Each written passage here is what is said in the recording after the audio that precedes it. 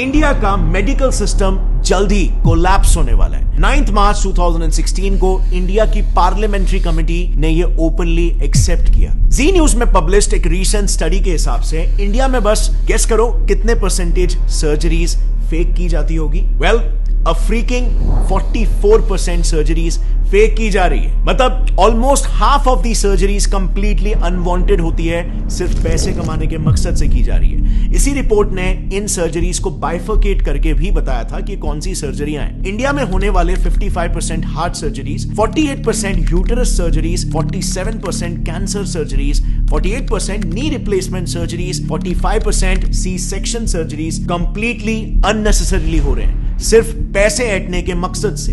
Reason सिर्फ और सिर्फ एक, कॉर्पोरेटाइजेशन ऑफ हॉस्पिटल्स, यानी कि हॉस्पिटल्स को भी कॉर्पोरेट कंपनीज की तरह टारगेट और प्रॉफिट सेंट्रिक बना देना। एक काफी इंटरेस्टिंग रिसर्च पेपर है जिसमें रिसर्चर्स ने महाराष्ट्र के टॉप हॉस्पिटल्स के 43 specialist doctors, senior government x officials और कॉर्पोरेट हॉस्पिटल्स के मैनेजर्स को तक इंटरव्यू किया, ताकि वो इन हॉस्पिटल्स में जो कंपनीज की तरह ही टारगेट बेस्ड स्ट्रक्चर चल रहा है उसे पब्लिकली एक्सपोज कर पाए। And the results were shocking. So सबसे पहले तो सैलरीज की बात करते हैं। सो रिसर्च में पार्टिसिपेट किए रिस्पोंडेंट्स का यह कहना था कि हॉस्पिटल्स में काम कर रहे डॉक्टर्स की सैलरीज में बहुत ह्यूज डिफरेंस होता है। इतना ज्यादा कि न्यूबी डॉक्टर्स को 1 लाख पर मंथ की सैलरी मिलती है, लेकिन सीनियर डॉक्टर्स को 1 करोड़ पर मंथ तक भी ये सैलरी पहुंच जाती है। अब सवाल यहां पर यह आता है कि इतना बड़ा डिफरेंस क्यों? क्योंकि डिफरेंस इनके टारगेट्स में भी होता है। एक सीनियर ऑप्थेल्मोलॉजिस्ट का यह कहना है कि उन्हें एवरी मंथ 1000 पेशेंट्स को कैसे भी करके हाई एंड ट्रीटमेंट्स में कन्वर्ट करना पड़ता है। इसी पर एक और गायनेक रिस्पोंडेंट का कहना यह था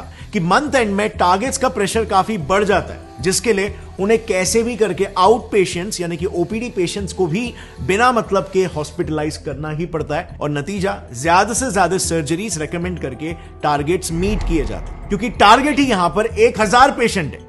अब आप खुद ही सोचो, हर हॉस्पिटल में, हर डिपार्टमेंट, जैसे ऑप्थेल्मोलॉजी में ही ले लो, उसमें मिनिमम 5 से 6 डॉक्टर्स होते हैं और सबको सिमिलर टारगेट्स दिए जाते हैं। तो just imagine hospitals profit and our loss. And by the way, these targets are taken very seriously. उसी रिसर्च में कई सारे सीनियर डॉक्टर्स का यह कहना था कि अगर कोई डॉक्टर अपने टारगेट्स को लगातार 2 महीनों तक मिस करता है तो बिल्कुल कॉर्पोरेट्स जैसा ही उसको वर्बल वार्निंग मिल जाएगी या फिर एक मेमो दिया जाएगा, और उसके बाद भी अगर टारगेट्स मीट नहीं होते तो of course tata bye bye. So आप यहां पर देख सकते हो हॉस्पिटल इंडस्ट्री कैसे एक सर्विस इंडस्ट्री होनी चाहिए, जिसमें कस्टमर, पेशेंट टॉप प्रायोरिटी होना चाहिए, बट यहां पे प्रॉफिट टॉप प्रायोरिटी हो जा रहा है। और bye the way, in targets का ट्रैक भी हॉस्पिटल हायर्ड मैनेजमेंट प्रोफेशनल्स यानी कि एमबीएस, जो कि बड़े बड़े एमएनसीज में ऑपरेटिंग ऑफिसर्स, एग्जीक्यूटिव, सुपरवाइजर्स ऐसे काम करते हैं। ये लोग बकायदा डॉक्टर्स के इन टारगेट्स का ट्रैक रखते हैं। एंड ऑफ कोर्स यहां पर डॉक्टर्स भी उतने ही डेडिकेशन के साथ ये टारगेट्स को पूरा करते हैं, क्योंकि जैसे हमने देखा उनकी सैलरी बहुत ही हाई होती है, लेकिन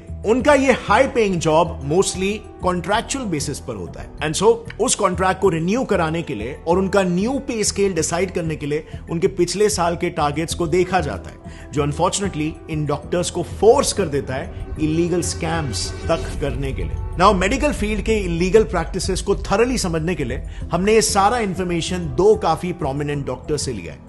पहला है Padma Bhushan and Padma Vibhushan awardee doctor BM Hegde, जो उन्होंने एक आर्टिकल लिखा था, उस आर्टिकल का रेफरेंस है। और दूसरा रेफरेंस हमने लिया है एक बुक से called dissenting diagnosis by doctor Arun Gadre and doctor Abhay Shukla. लेकिन काफी ढूंढने के बावजूद भी हमें यह बुक ऐसे पब्लिकली अवेलेबल नहीं मिली, लेकिन हमें बिजनेस इनसाइडर का एक आर्टिकल मिल गया जिसमें उस बुक के कुछ मेन एक्सर्प्ट्स अवेलेबल है। Starting with the first scam, जो इतना घिनौना है कि इंसानियत भी काइंड ऑफ शर्मा जाए। Keeping dead patients alive. Times of India ने ऐसे कई सारे केसेस पर एक रिपोर्ट पब्लिश की है जिसमें डॉक्टर्स डेड पेशेंट्स को भी जिंदा बताकर उनके ट्रीटमेंट्स चालू रखते हैं, ताकि ज्यादा से ज्यादा पैसे बनाए जा सके, और फिर अंत में जाकर सच्चाई पब्लिक करते हैं। TOI में ही पब्लिश्ड एक केस में एक हॉस्पिटल ने पेरेंट्स को बिना बताए उनके 14 साल के ब्रेन डेड बच्चे को 1 महीने तक वेंटिलेटर पर रखा। सो 1 महीने तक जो बच्चा मर चुका था उसे जिंदा बताया गया और वेंटिलेटर पर रखा, खर्चा जनरेट किया, एंड बाद में हॉस्पिटल गिल्टी प्रूव भी हुआ एंड उनकी फैमिली को 5 लाख रुपए कॉम्पेंसेशन के लिए दिए। अब 5 लाख रुपए मॉनेटरी कॉम्पेंसेशन तो हॉस्पिटल को देने पड़े, बट ये आप और मैं भी जानते हैं कि उस वक्त पेरेंट्स ने जब ये बात सुनी होगी, जब ये सच्चाई उन्हें पता चली होगी, तो उन पर क्या बीती होगी।